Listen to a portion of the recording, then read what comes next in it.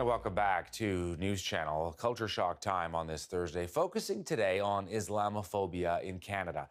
How deep does it actually go? How much hatred is there out there? Perhaps sometimes in our country we think that this sort of thing doesn't happen. The shooting, though, that happened at that Quebec City Mosque definitely raising concerns about a possible rise of intolerance, hatred, and yes, Islamophobia, not only in Quebec, but right across our country.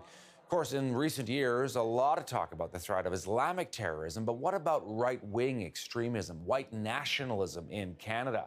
For more, we've put together our Culture Shock panel in Ottawa. We've got Amira Elghawaby. She is with the National Council of Canadian Muslims in Toronto.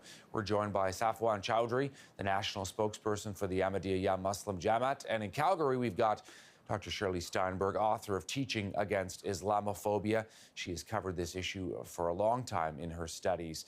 Amira, if I could start with you, your take. We have this notion Canada's multicultural, open, tolerant, welcoming. There are those, of course, who do not agree with that whatsoever. Absolutely. So Canada is all those things you've just described, Todd. But unfortunately, as we've seen so tragically on Sunday night, there is a strain of hatred amongst us. And we have been talking about this for many years. We've noted sort of a rise in hate crimes targeting Muslims in this country. It's doubled over the past 3 years, the most significant increase against any religious group in this country. So definitely something is going on. That's for sure. And not only is it manifesting in a tragic death of 6 individuals who are just at a place of worship to sort of gather and connect with their Creator, but it manifests on a daily basis in people's lives. So absolutely, there is definitely a crisis here. And I think this is the moment that Canadians need to come together and confront it. Shirley, you have been studying Islamophobia in our country for a long time. Give me a little bit of frank talk as far as you're concerned. Are we too complacent in Canada? Well, I think there's a difference between which Canada we're talking about. And we have to realize that we're in a country of large cities, but lots of rural people. So I think that there's a direct correlation between the amount of people that live in isolated areas which do not have diverse populations.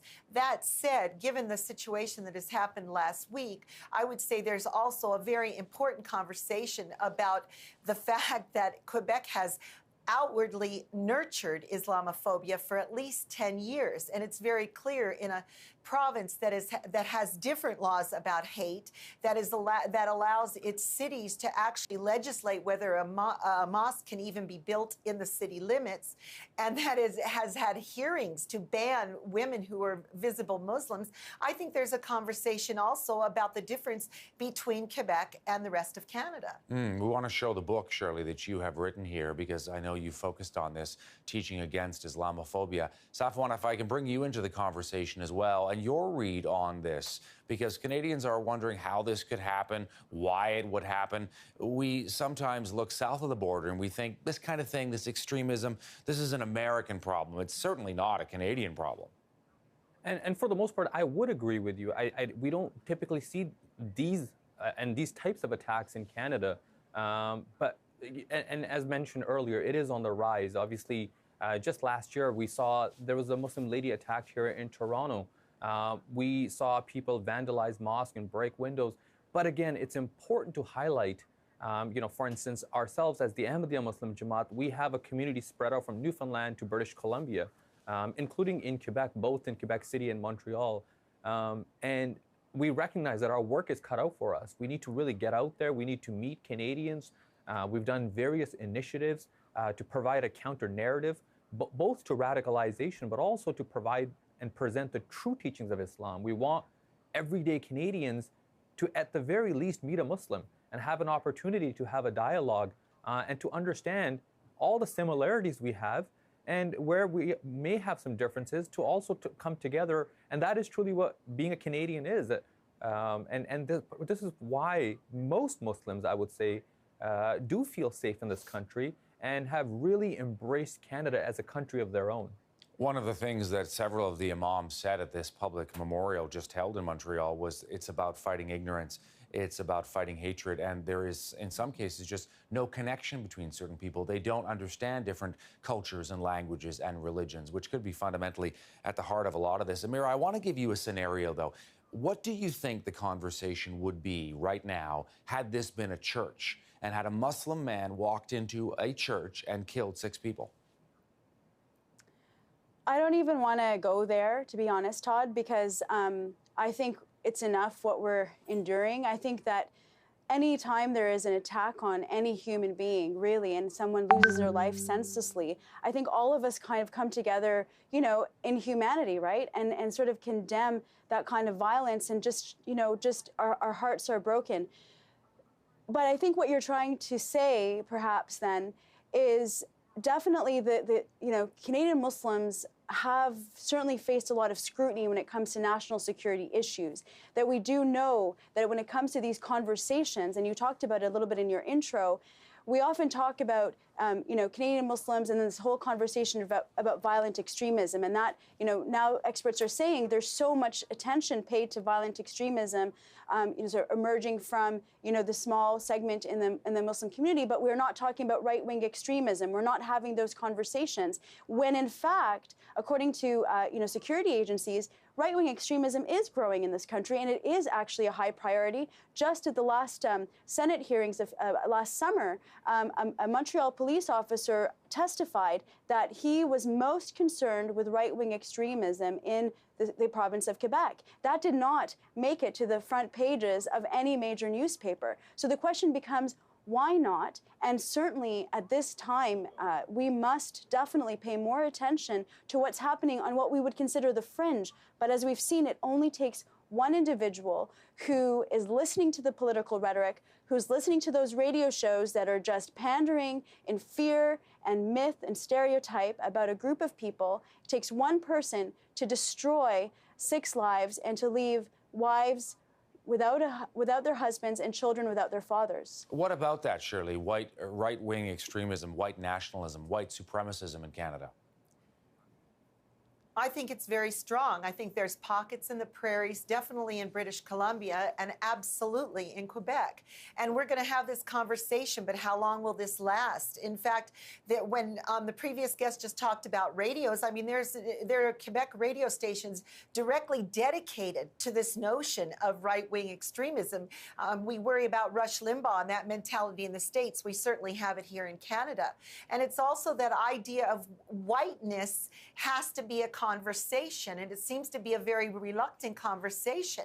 I think it's interesting that after the shooting at the mosque, when the Prime Minister called it terrorism, there hasn't been more conversation on domestic terrorism, which in North America is absolutely equal to or is white terrorism. We don't have honest conversations about race and about understanding otherness and diversity. We like to pretend that we do.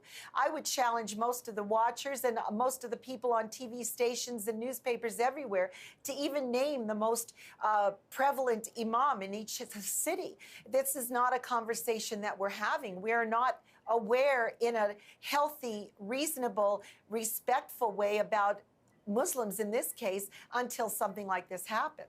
And Safwan, I want to get your take as well. One of the things that Denis Coderre, the mayor of Montreal, said was that some Muslims in Quebec feel like second-class citizens. Your read on that? Well, and you know, I would just take it right back exactly what was just said earlier when we're talking about there's extremists on both ends. There's no doubt the fact that we are fighting a war against violent extremists being exported into Canada or the United States and elsewhere. But there's also this homegrown extremists, which is, as you just mentioned, the white nationalists, the right wing. And the underlying objective of both these groups is very identical. It's to divide society. They have their own self-motives. They have their own political gains that they're looking for. You know, what is often troublesome is whenever a terror attack takes place and it's attributed to the faith of Islam.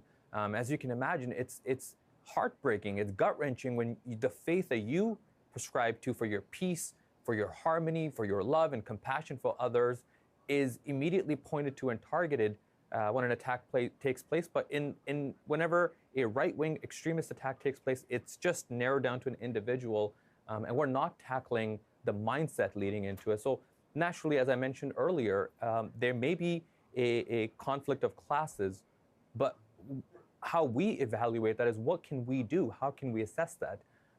Recently, we launched an initiative called Visit a Mosque, Matter of fact, just this Friday, tomorrow, we have hundreds of Canadians who have actually reached out to us that want to visit one of our mosques, whether it's in Calgary or Edmonton, here in Toronto or Ottawa. And we encourage people to do that. Come meet your fellow Muslims, ask them the questions.